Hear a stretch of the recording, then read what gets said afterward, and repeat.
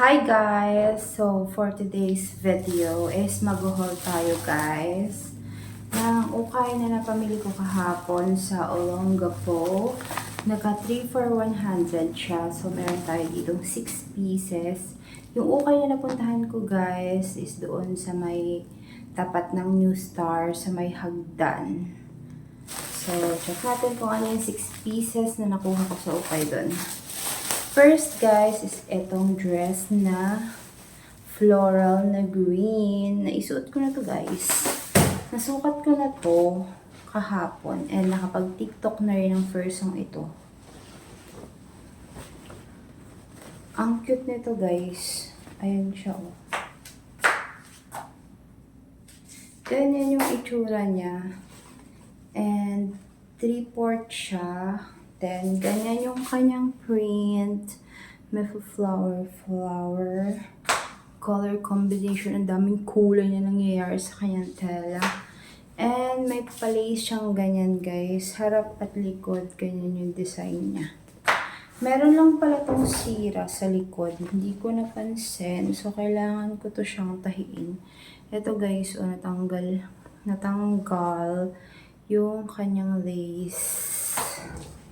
And then, garter siya guys. And ang ganda nito. Sakto-sakto sa akin. Ito yung una guys. Ito guys. It's a long sleeve. Ang cute ng color nito. And pa-floral din ba to? Pa-floral din yung tela niya. Rust color. Rust color is my favorite. And manipis lang siya guys. I mean, cotton yung tela niya. And ayan, may botones sa dulo. Ito yung second. Then guys, nanguha din pala ako ng ganito. Ano bang tawag nito sa Tagalog? Alampay. Ayan siya. Actually, ang una ko nakuha is pantulog na silk na polo style. Pero pinilitan ko na lang nito since wala naman terno dun sa pantulog. So, ito. Para siyang Dior. Pero hindi Dior yung nakasulat, guys. Ano ba to? Diove. Parang ganyan. Diove. Hindi siya Dior. Diove. Cute nito. Diba? Ano, nalakas makamadam. Madamdamin. Diba? Sino ka dyan, B?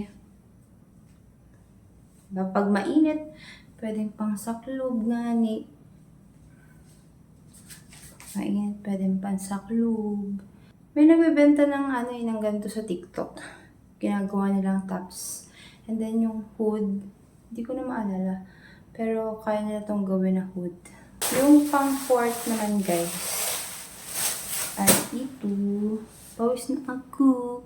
Sobrang pawis na ang babaeng ito. Okay guys, yung pang fourth is again floral. Ayan yung kanyang tela. Ang cute kasi ng color combination niya.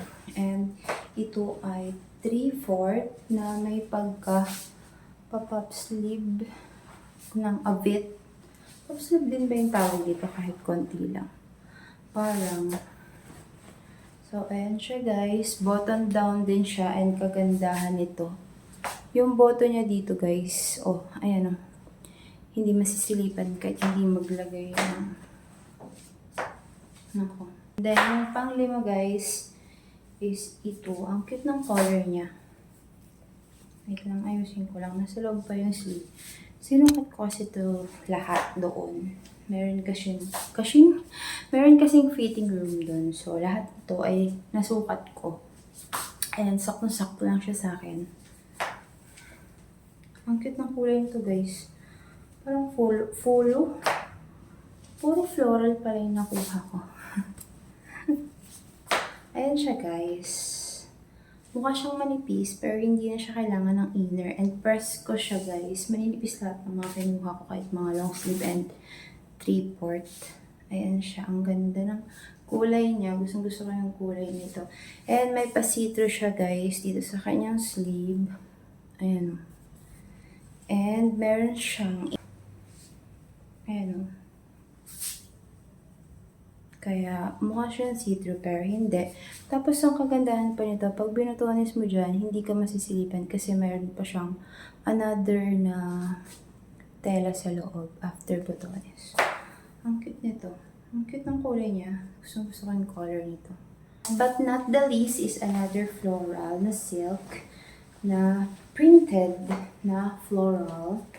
Gusto ko yung sa leeg nito guys. Kasi ayan siya yung sa leeg. Ganyan yan sa leeg. Ayan, my favorite color ng shades of brown. Ayan. Mukhang yayamanin dito pagka. Parang bagay ito sa trouser na beige.